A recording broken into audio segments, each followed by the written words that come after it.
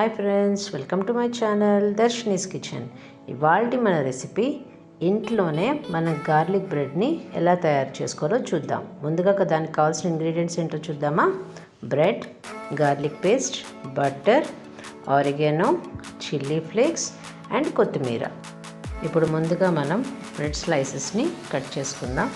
నేను చూపిస్తున్నాను కదా, ఆ పార్ట్ కట్ చేసి పక్కన పెట్టుకోండి. ఆ పార్ట్ తీసేసాక నెక్స్ట్ నేను చూపించే విధంగా ఒక బ్రెడ్ స్లైసెస్ని 3 పీసెస్ కింద మీరు కట్ చేసుకొని పక్కన పెట్టుకోవాలి. అలాగ నేను చూపిస్తున్నాను కదా, అదే విధంగా మీరు కట్ చేసుకొని పక్కన పెట్టుకోండి.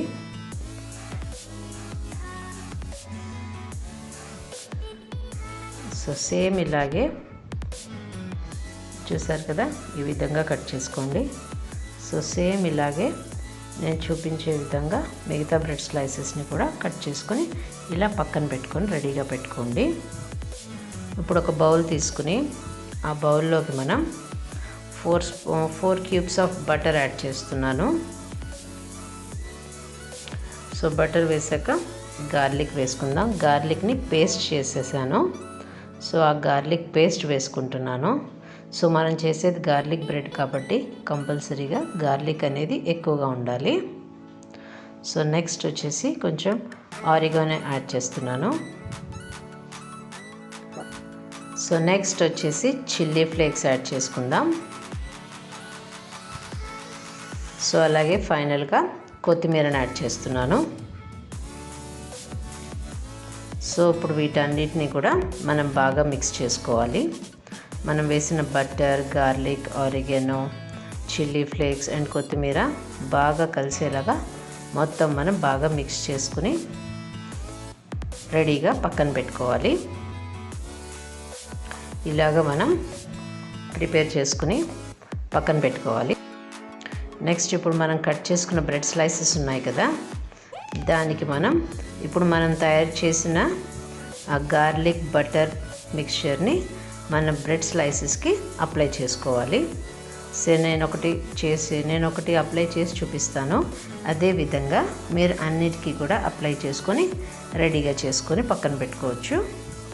సో చూస్తున్నారు కదా, ఒక చిన్న స్పూన్తో కానీ నైఫ్తో కానీ మీరు ఈవెన్గా స్ప్రెడ్ చేసుకుని నేను చూపించే విధంగా ఈవెన్గా స్ప్రెడ్ చేసుకుని పక్కన పెట్టుకోవచ్చు. చూడండి, నేను మీకు క్లియర్గా చూపిస్తాను ఎలాగ అప్లై చేశాను. అదే విధంగా మీరు అప్లై చేసుకొని చూడండి. అదే విధంగా మన స్పూన్ అయితే స్పూన్తో మనం ఈవెన్గా స్ప్రెడ్ చేసుకోవచ్చు, బాగా వస్తుందన్నమాట. సో అలా అప్లై చేసుకొని పక్కన పెట్టుకోండి. సో నేను అలాగే అన్నిటికీ అప్లై చేసి పక్కన పెట్టాను. ఇప్పుడు స్టవ్ వెలిగించుకొని పాన్ పెట్టుకుందాం.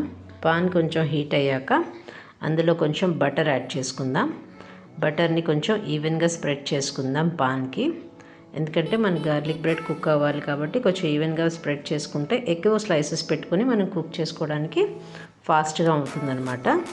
సో ఇలా ఈవెన్గా స్ప్రెడ్ చేసుకున్న తర్వాత మన బ్రెడ్ స్లైసెస్ ఉన్నాయి కదా, మన బ్రెడ్ స్లైసెస్ని ఒక్కొక్కటిగా నేను చూపించే విధంగా మీరు ప్లేస్ చేసుకోండి. అలా 1 by 1 యాడ్ చేసుకోండి. సో మన పాన్కి సరిపోయే అన్ని స్లైసెస్ మీరు వేసుకుని కుక్ చేసుకోవచ్చు. సో మంట సిమ్మర్లోనే పెట్టండి, హైలో పెట్టద్దు. ఒకసారి టర్న్ చేసి చూద్దాం వెనకాతల ఎలా కుక్ అయిందో. వావ్, చూసారు కదా, మంచి గోల్డెన్ కలర్లోకి వచ్చాయి. అలాగే మిగతావి కూడా వెనకాతల ఫ్లిప్ చేసుకొని చెక్ చేసుకుందాం. సో అన్నీ కూడా చాలా ఈవెన్గా కుక్ అయ్యాయి.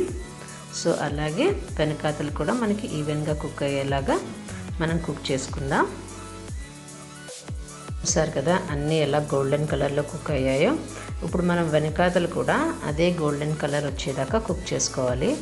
నేను చూపించే విధంగా కొంచెం కొంచెంగా ప్రెస్ చేసుకోండి. ఒకసారి చెక్ చేద్దాం.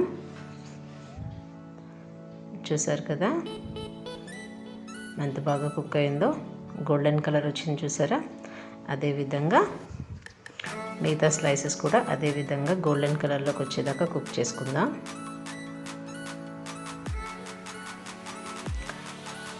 వావ్, చూసారు కదా అన్నీ కూడా ఈవెన్గా మనకి బాగా కుక్ అయ్యాయి.